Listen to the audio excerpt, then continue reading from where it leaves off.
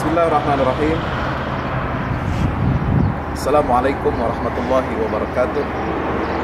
Para saudaraku yang dimuliakan Allah Subhanahu wa taala. Alhamdulillah saya berada di Kota Aswan di Mesir yang merupakan sumber atau awal perjalanan Sungai Nil dari selatan ke utara.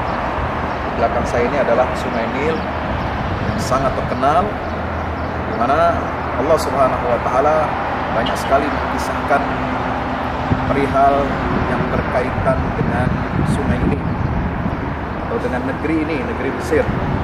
Di dalam Al-Quran ada dua kisah para nabi dan rasul yang berkaitan dengan negeri Mesir dan sungai Nil. Yang pertama adalah saya ingin berbicara sedikit tentang kisah Nabi Yusuf alaihissalam.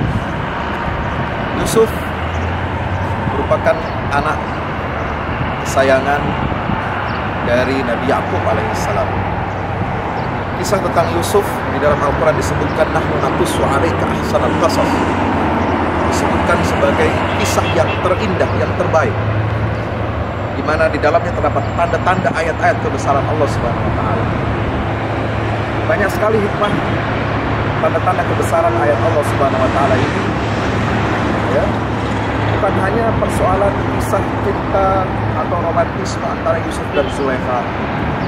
Bagaimana kisah perjuangan beliau, ya, diusir atau dikucilkan oleh saudara-saudaranya.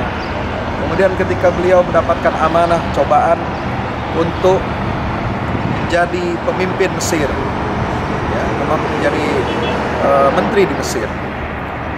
Kemudian begitu banyak cerita-cerita dan hikmah yang luar biasa yang ada di dalam surah Yusuf.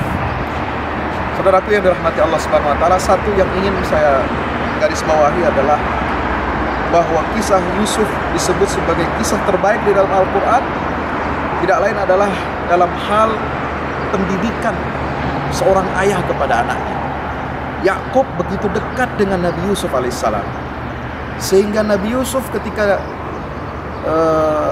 ingin menyatakan kegelisahannya tentang perihal mimpi yang beliau alami, ya, melihat ada 11 ahada asyara kaukaban wasyamsa wal qamar raaitu bisajidin, ada 11 bintang, kemudian langit, kemudian matahari dan bulan juga sujud kepada Yusuf. Kemana dia menceritakan ini? Dia ceritakan kepada ayah, ya. Ayahnya pun berkata, la taqsus ru'yaka ala ikhwati, jangan kau ceritakan mimpimu ini kepada saudara-saudaramu, mereka akan cemburu. Ya. Begitu dekatnya pendidikan Nabi Yakub dengan Yusuf alaihissalam, ya, melekat sekali pendidikan karakter, pendidikan fisik, pendidikan mental, pendidikan spiritual, sehingga ketika Nabi Yusuf alaihissalam hampir saja tergoda, tergelincir oleh fitnah perempuan, ya, yaitu Zulaikha yang ada dalam kisah surah Yusuf ini, Allah Subhanahu wa taala mengatakan, ya, qad hammat bihi wa hamma biha laula ar-ra'a burhana rabbi. Sungguh Zulaikha telah memiliki kecenderungan kepada Yusuf dan sebaliknya juga. Tetapi seandainya kalau bukan karena Yusuf melihat tanda kebesaran dari Allah, tentu Yusuf akan tergelincir. Nah, di sini para ulama ahli tafsir menyatakan tanda kebesaran Allah itu adalah diwujudkan bahwa Nabi Yusuf, ya, diberikan lintasan bayangan ayahnya sehingga dia merasa bersalah. Dia merasa bersalah, ya.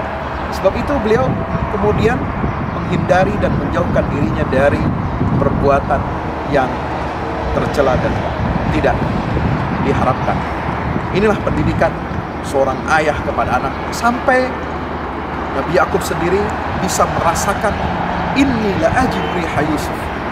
Ya, saya bisa mencium bau badannya Nabi Yusuf. Adakah sekarang orang tua, ayah yang dekat memberikan pendidikan kepada anak-anaknya secara langsung, dekat secara emosional, dekat secara spiritual, dekat secara intelektual? Ini pertanyaan yang harus kita jawab sebagai pekerjaan berat kita, tugas kita sebagai orang tua. Wallahu a'lam bishawab. Assalamualaikum warahmatullahi wabarakatuh.